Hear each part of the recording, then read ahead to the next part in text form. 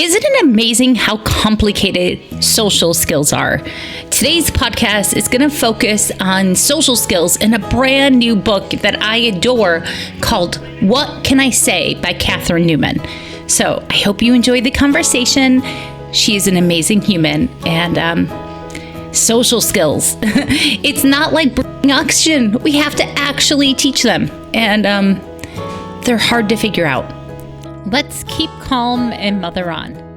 Mothering is way too important to do alone, and way too serious to be serious all the time.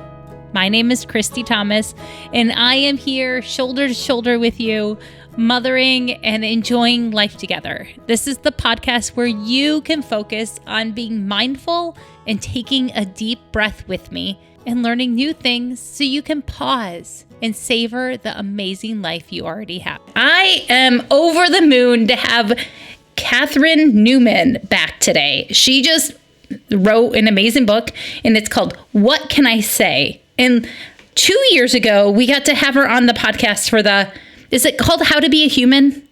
It's called How to Be a Person. How to Be a Person. Thank you. How to Be a Person book, which was all sorts of like practical to-dos about vacuuming and scrambled eggs and how to sew a button, which thankfully my child learned from her and then taught me. So welcome, Catherine. Thank you, Christy. I'm so happy to be back.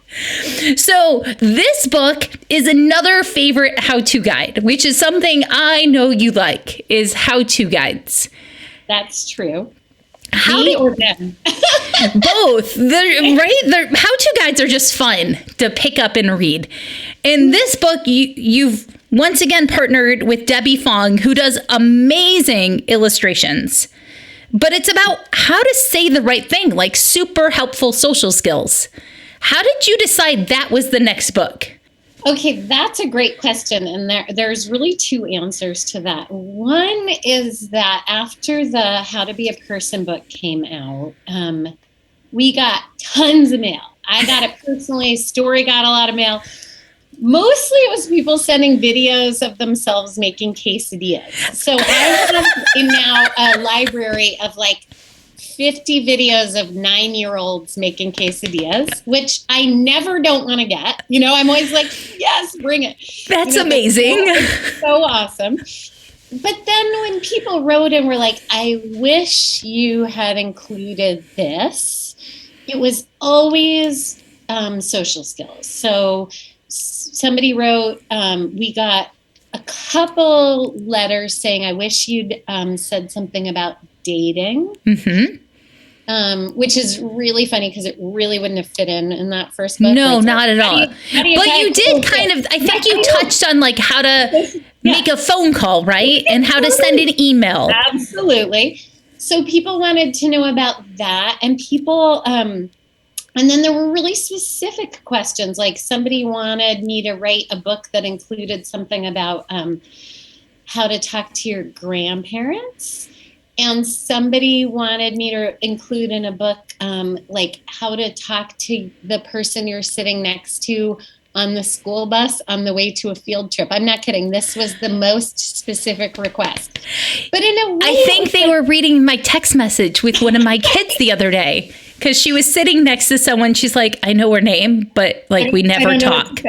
Right. So these, and in a way it was like when I talked to my editor, we were like, right, these things all fit together. This is a book that we're going to do about social skills. And the other thing I do in my life is I've written the Real Simple Etiquette column for 10 years. Mm-hmm. And so I think of this book as an etiquette book, but I don't mean that in the like when the stodgy salad fork way. I really don't care when you use a salad fork or if you use a fork at all. Like my own table manners are terrible. Like that's not my thing. Right.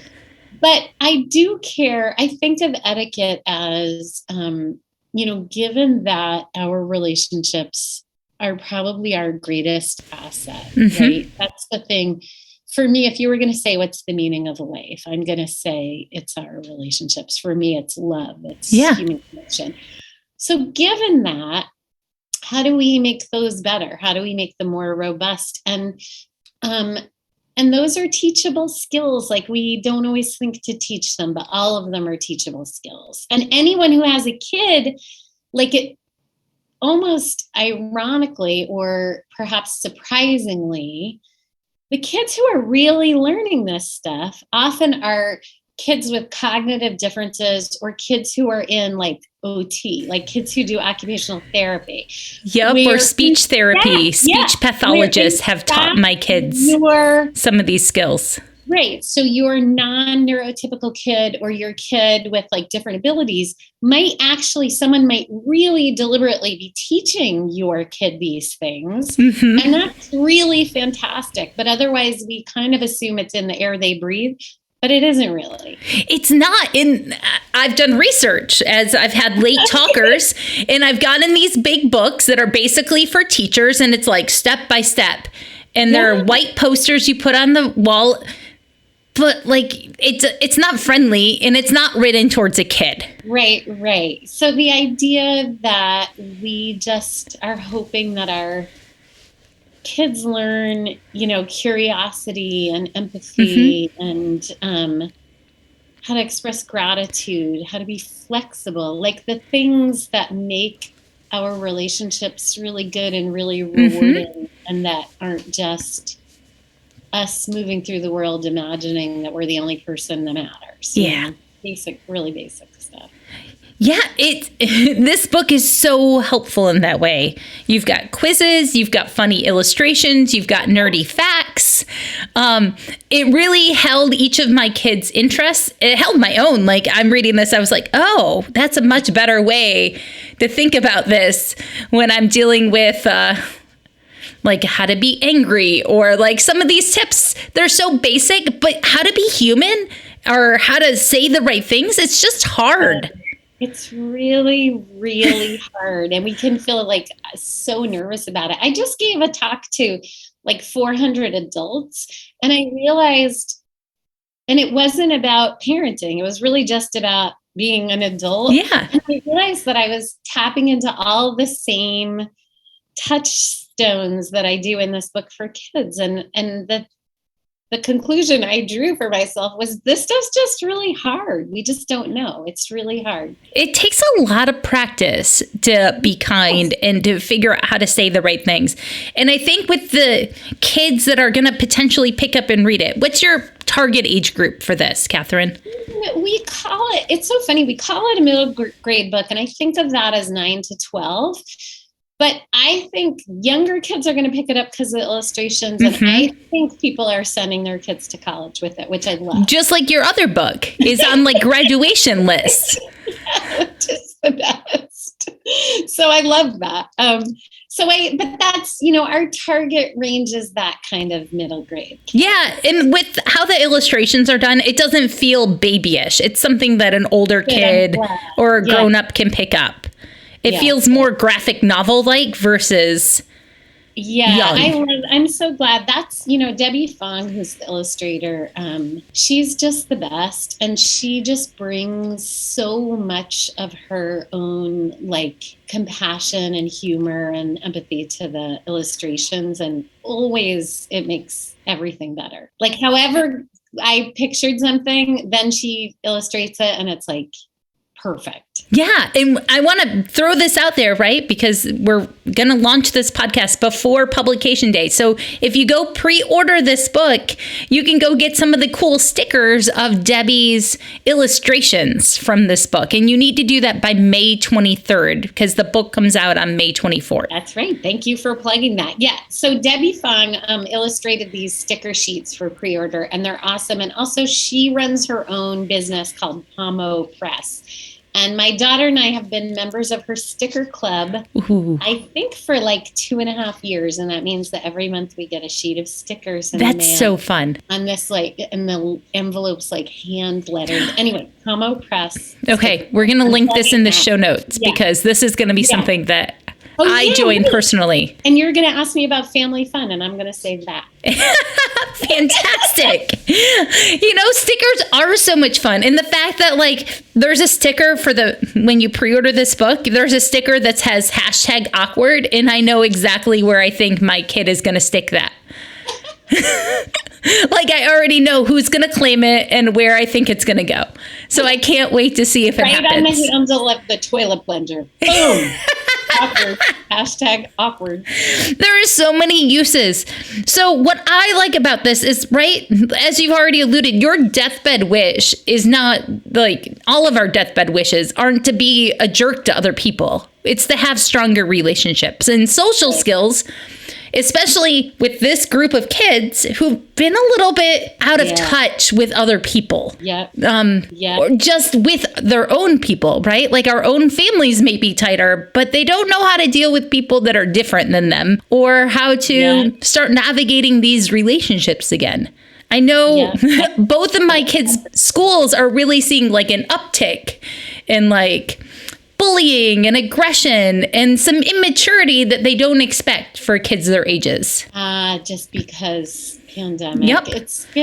It's so hard for these kids, and they are kind of getting back into it, and they do need, I think, a refresher, just a good faith refresher. They're not they're not trying to be jerks. I think all of us need it. Like, hey, practicing being human in a crowd is so hard. Even as I was saying that, Christy, I was just thinking, oh my God, it's so me too. Like we were camping with friends over the weekend, and at a certain point I like slid into the tent, like hoping nobody would notice because I was just like, okay, that's a lot of humaning. For me. Yeah.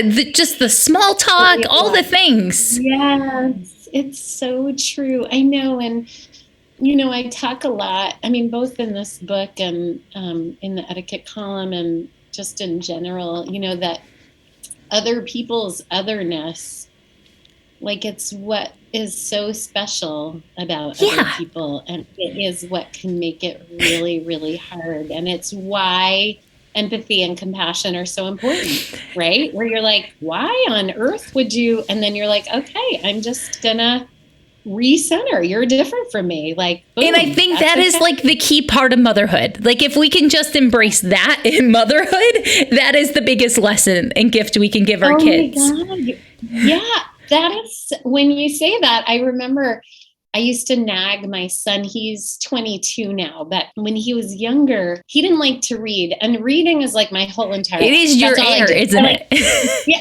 Right. Words and reading. What I do professionally. I like get into bed with a book, and I always assumed that reading was or should be this like universally beloved thing. And I assumed my kids would grow up to be readers because it's the thing I value. And I remember at some point nagging my son about like, are you going to read something that's not the IKEA catalog? And he was like, Mama, I don't nag you about like when you're going to learn to play the piano, which was a thing he was really good at and did all the time and still is incredible at. And he was like, I'm just different from you. And I was like, oh. Slow clap. Noted, but that idea somehow that our children are going to themselves reflect us back or, whatever those assumptions are, or be like us in a million ways. That is, you're so There are right so many ways they're different than us, which, right? That's the other thing is that we assume, and your book does a really good job of expressing this, that what we think is normal, right? Like you expected, reading was normal to you.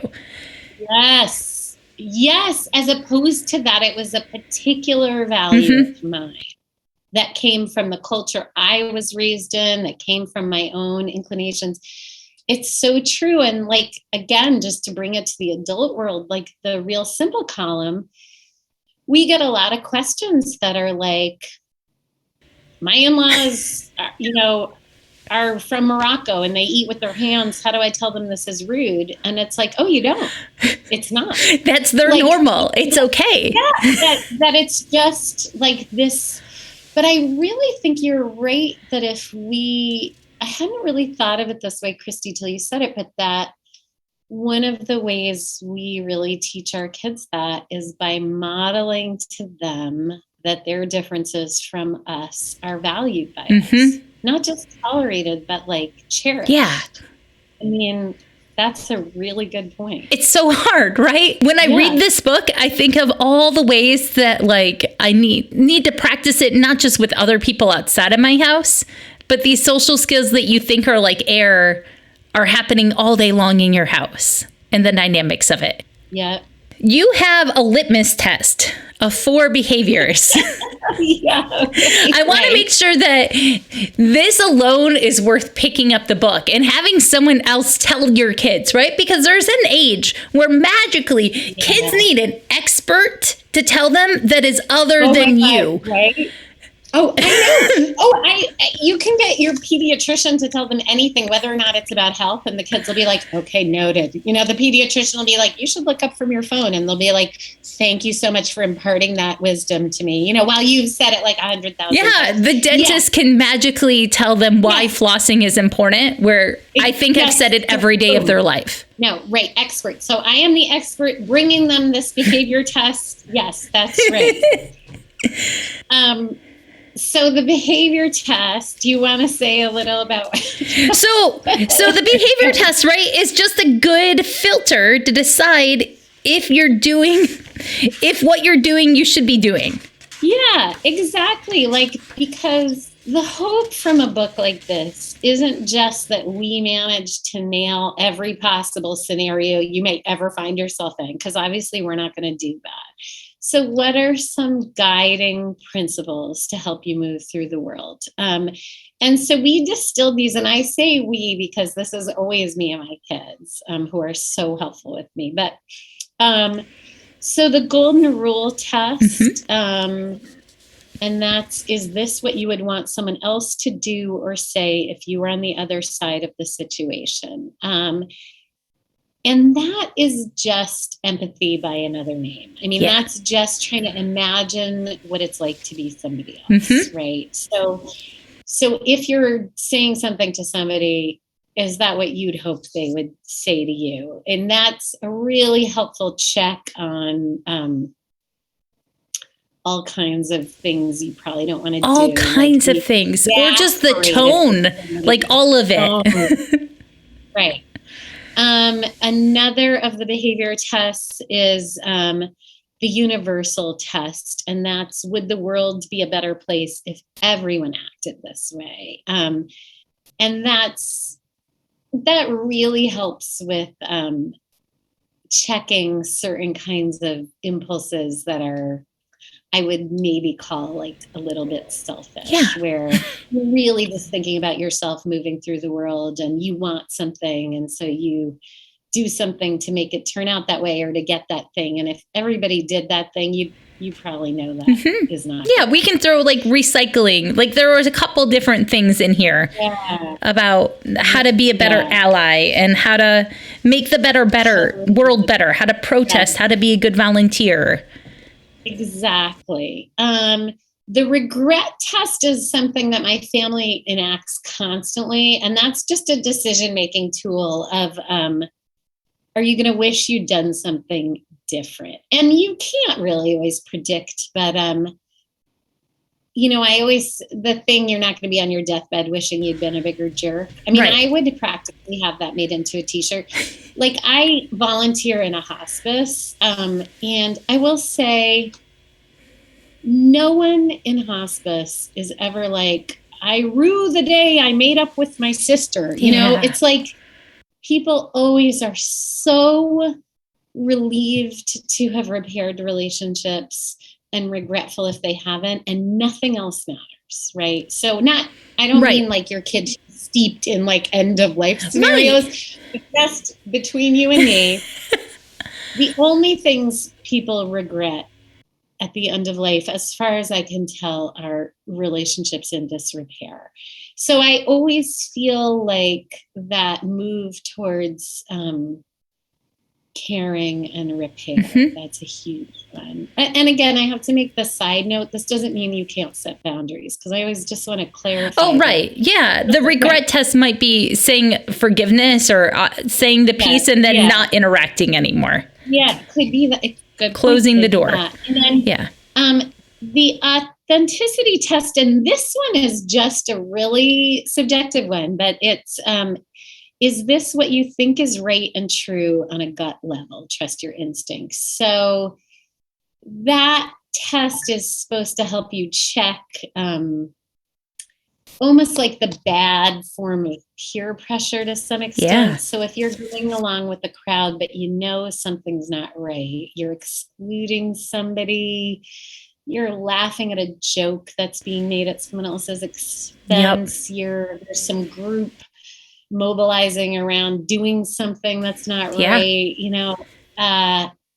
if you check in with yourself and you know it's not right, that's a really good way to keep yourself kind of in line. And the incredible thing is when you live like that, it's, call it karma or just that you make the world that you live in, but you end up being a really happy person. It seems really scary to say no to the crowd or to be a little different. Especially when you're young, and that's so important.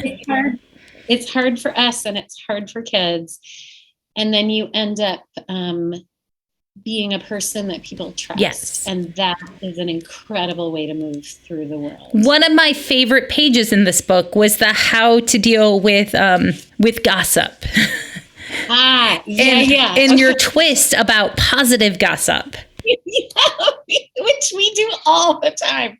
We always say like, oh my God, we were just gossiping about like how you're our favorite person to camp with. Or we were just gossiping about like how awesome your haircut was. I really love just turning the idea of gossip on its head to just being like a positive. Yeah, I love it. Like my kids and I, this was a page where I was like, oh my goodness, literally, I am dying over the awesomeness. Like I have stole that phrase from your book. Oh, I'm so glad. I love that. and they smirk because they know it's not mine, which is even better. And then we keep going. I love it. But all these skills, they're hard. The illustrations make them seem calm and cute and laughable situations, but these are some big topics. It's really, really true. I know. I feel like the nice thing about being a person is, you get a lot of redos. Like it is all mulligan. You get to try again. You get to wake up and start over. You get to screw up and make amends. Yep. That's why apologizing is a great skill. Taking responsibility is a great skill. So the expectation isn't that you're perfect or that you're a perfect friend or a perfect person or that you don't screw up all the time. Yep. It's that you're brave and you do your best and you make amends when you don't, and you know how to say, I'm so sorry, I wish I had that to do over, or I see that hurt you and I didn't mean it that way, or I should have been more careful when I was talking to you. Those skills, I think we could change the world if we can just get a couple more people one at a time, realizing how important those skills are. Right. I know, right? The taking responsibility. Yeah. And just owning up, right? Owning up about like, I messed up. I'm a human. I'm going to mess up and I want to say I'm sorry and I want to do it better. Can we try it again? Totally. I feel like the idea that you would learn as a child to take responsibility for your mistakes. Like I actually feel like that's a bizarrely revolutionary thought. I think it is a bizarrely revolutionary thought. The fact that you have enough pride in who you are that you can. Yes. Right. And I think right. When I hear that people can't do that, it makes me sad because it makes me realize that they don't know who they are, that their worth isn't intrinsic to them. Oh my gosh. That's such a good point. Right. When you know who you are and that you're loved and accepted, like your status doesn't matter, like all of those things could disappear, but you can still pull a mulligan. That's so true. And, I always think of and talk about Jessica Leahy's book, The Gift of Failure. Yes. And it's that book about, raising kids who aren't afraid to make mistakes and kind of the incredible resilience and self-knowledge that comes from making mistakes. And that, we're here to help our kids, to support them as they try things that are hard, or as they screw up, or, that's part of our job, is to say, okay, like, what next? Not like, that's it, it's over. No, But like, never. yeah, what's next? Yeah. I'm still glad you're here. Like, let's move it. Yeah, right. Let's figure out what you do next to deal with this. Yeah. And I think that's a really important message as we read all these awful stats from the CDC right now about teenage mental health. I don't know if you've gone down that rabbit hole because your kids are older, but man, of course, it's a disaster. And if we can just let kids know that there's space to have a hard moment and then recover, right?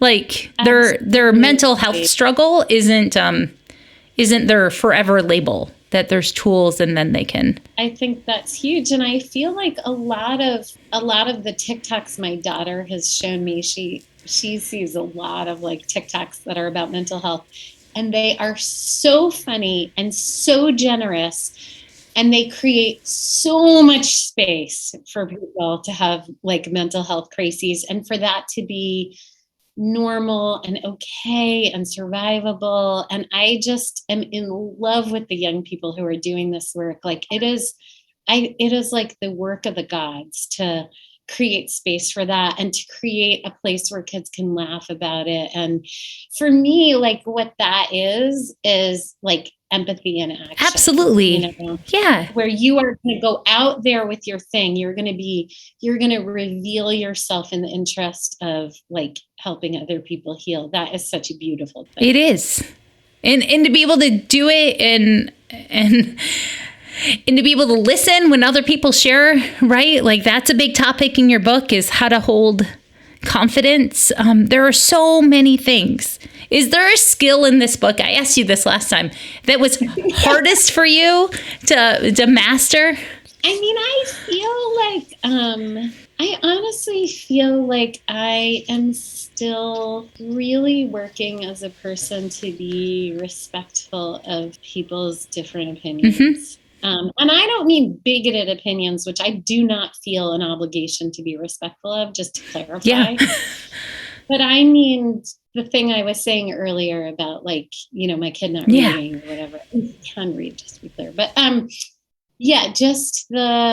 just recentering myself so that the fact that people I love are different from me, I can go with that with grace and love. Like, I'm still just working on that. I assume I'll work on that until the second I take my last breath. I can't picture mastering.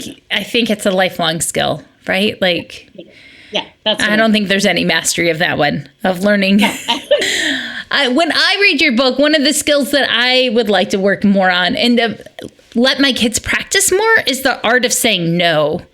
There's so much there about having your kid learn how to say no and then letting them practice on you often.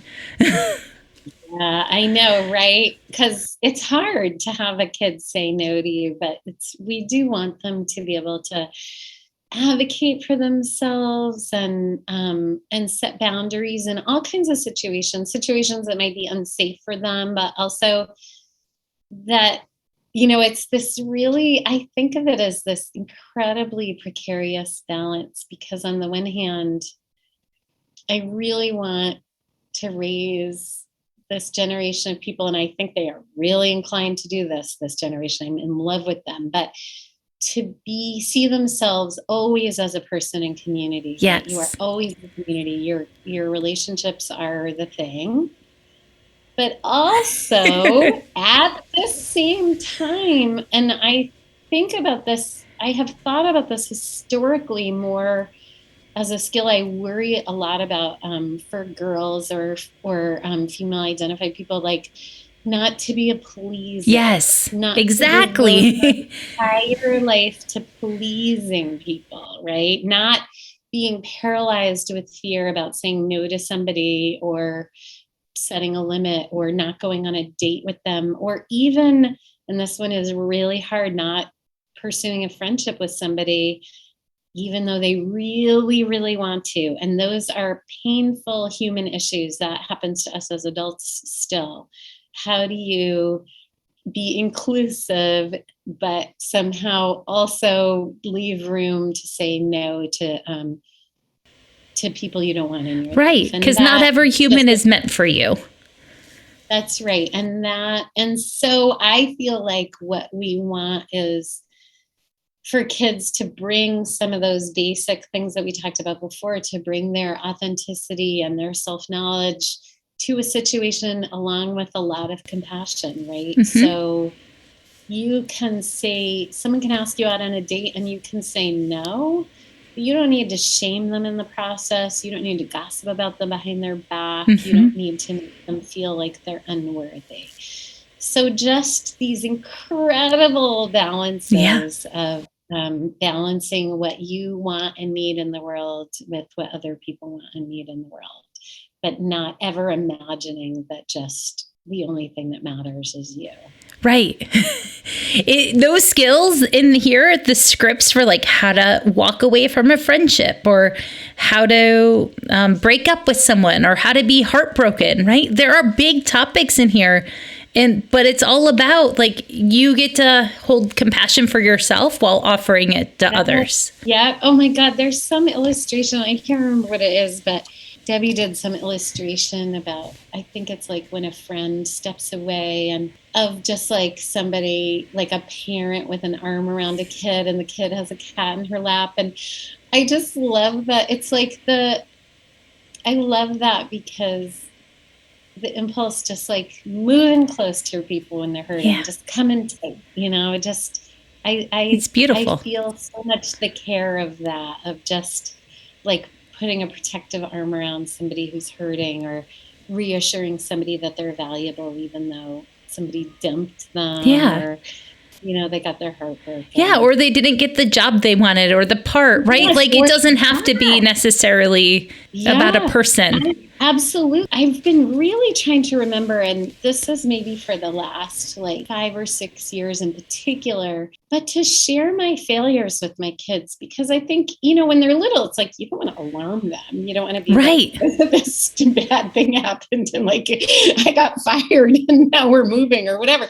Like you do a lot of stuff to protect them and make them not feel like they need to worry about you. To make their environment safe. But there's a point at which you might, if you're me, realize that you in fact have painted over all your own failures and disappointments. And that in fact, it creates this totally false sense for your kids that adult life is or should be all about everything going well. And so there was some moment where like it occurred to me honestly, the pandemic was a time. Our son got sent home from college and our daughter was home all the time. And I started to be aware like, oh, here's a great moment. We're all here all the time. Like we can lift the veil on some of this stuff, like that everything doesn't go well for us all the time, that like their dad was on unemployment for a bunch of the pandemic. Mm-hmm. And like I would pitch a story and not get it, like just things that are just basic human disappointments. Mm-hmm. And it was so important to model those for them because I think it just, they understand that we're like happy, successful people in the big picture, but it's also really important to see that doesn't mean that we don't have disappointments I remember even yelling out, looking at my Instagram feed, yelling out to my daughter, oh my God, I didn't get invited to a party. And she was like, oh, I'm so sorry. It's such a real moment though. Where it's like, great, this is just human life. It's fine. I'm not going to crawl into a cave because of it. But just the idea that these things happen to us too. I think there's a time where it's good to remember that might be something to share with your kids, just the transparency of like disappointment and screwing stuff up where I say, ugh, I hurt somebody and I'm going to send an email because that was really a huge mistake. Yeah, just to let them know that mistakes are being made every single day. Every single not just with them where they can point it out and say, Mom, but like all sorts of... Yeah, just that you're moving through the world and you're doing your best and you're failing a lot of the time because that's how it is. Yeah. You say the wrong thing, you make a false assumption, you hurt somebody by accident. Like, that's just being a person. Yep, you show up poorly on a test and you're like all the things in life, right? Like everything feels so high stakes, I think, sometimes for this group of teens right now too. Yeah. It's good to lower the bar of expectation. That's right. There's room to make mistakes and make amends. Yeah, it doesn't have to be glossy perfect. That's so true. Yes, God, no. No. I'm so glad I was a teen long before social media happened. Same. I think the same. I know. I was 16 home in like my flannel nightie, like writing a family newsletter. I was such a dork. And the idea that I would have been held accountable for my time outside of school in some visible way. Yeah. Oh my God, what a horror. Yeah, no, I was the babysitter extraordinaire with the Mary Poppins bag of tricks. And so if you saw me at 16, I was probably putting face paint on myself to go hang out with 4-year-olds. I love that. It's so good. I know. Like, but you know what? I wanted to live the babysitter's club. These kids, I think, are coming around to this again. Like, I feel, again, the thing I was saying before about TikTok, like there's so much, I feel like these young people are making space for each other to be imperfect again. And I'm so thrilled. I love it so much. I feel like there's so much heart and compassion and intelligence in this world of young people. And I'm like so incredibly grateful. If you could say one more thing about your book to like push a mom to pre-order it, what would be your last push, Catherine? Okay, I'll push this book the way I pushed my last book, which is I think this is a wonderful book to buy and leave out. You don't have to give it to somebody in some big deal, high stakes way. It just suddenly is on your coffee table, or maybe it's in the bathroom. Like, who even knows? Nobody knows where it came from, whatever. I feel like it's just the kind of book that someone might leaf through with if they don't feel like they're under a lot of pressure to read it or absolutely. So that's my push. I love the bathroom idea. Like, this would be a great toilet read. Right? It's just in there. Who knows how it got there, right? Yeah, like I can even imagine like some of my guests, my in-laws picking it up. Like, it looks nondescript, but like it could do some secret renegade teaching for all ages. Good. I love that idea. Maybe I'll leave it in grandparents' bathrooms too. FYI, if you listen, mom and dad, or my in-laws, whoever's listening, this book might just show up in your bathroom and you'll be like, what? I didn't know I had a book about pronouns and all sorts of newfangled things. So...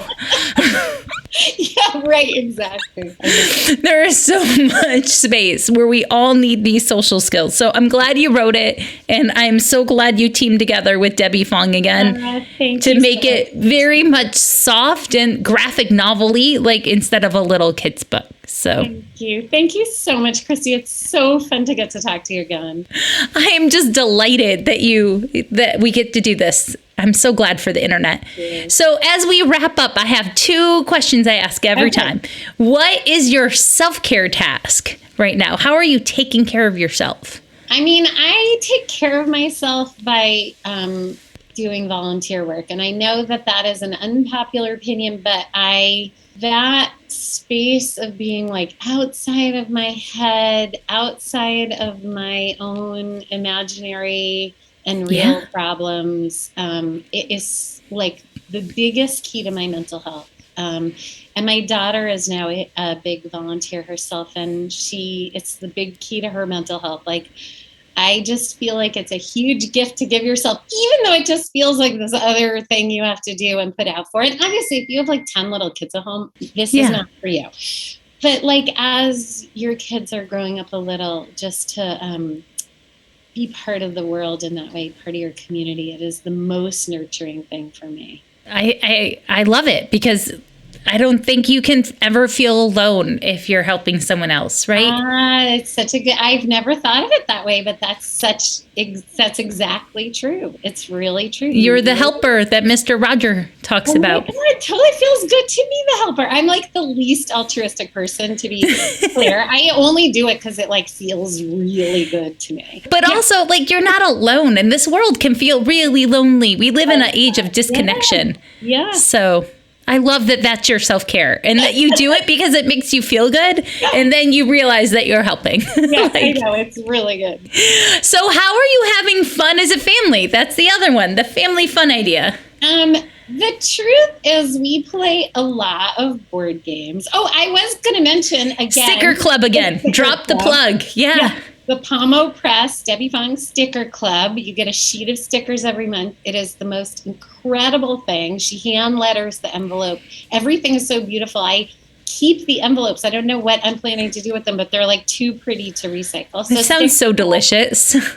You know what? I'm just going to leave it with Sticker Club. It's so fun, and it comes in the mail, and then you get this like incredible piece of mail, and there's a theme to the stickers every month. It's like camping or robots, and so I just want to be clear that this is like my 19-year-old daughter and me. We can't wait to get our stickers.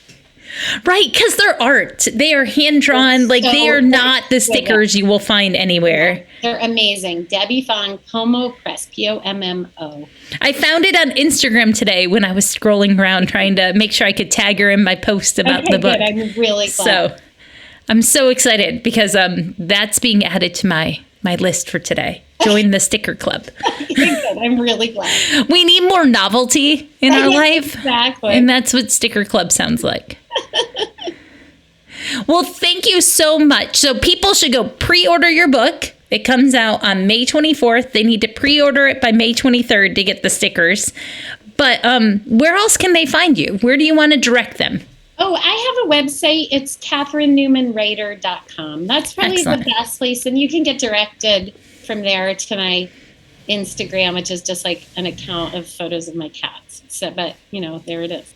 What did you name your cat? There was a whole debate about your cat name. We named her Jellyfish. Fantastic. I couldn't remember. I was like, did they name the cat? They must have named the cat by now. Yeah, we did. I was pretty invested, but I forgot. Darn algorithm. It showed me the initial phases, but not the final. Well, thank you so much. I am glad you're here on Earth. I am so glad to know you. Likewise, Christy. Thank you so much. What a pleasure. You are exactly the right mom for your kids, and thanks for taking the time to listen to this. I hope you enjoyed it. Catherine Newman always makes me feel so excited to have a conversation. She's just a delight, and her kids are older than mine, and I feel like I walk away with a pep in my step. So here's what I want you to know.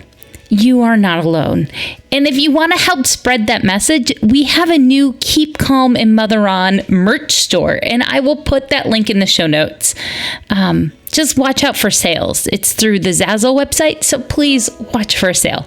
Okay, talk to you soon, and now is your chance to pre-order What Can I Say so you can get those great stickers.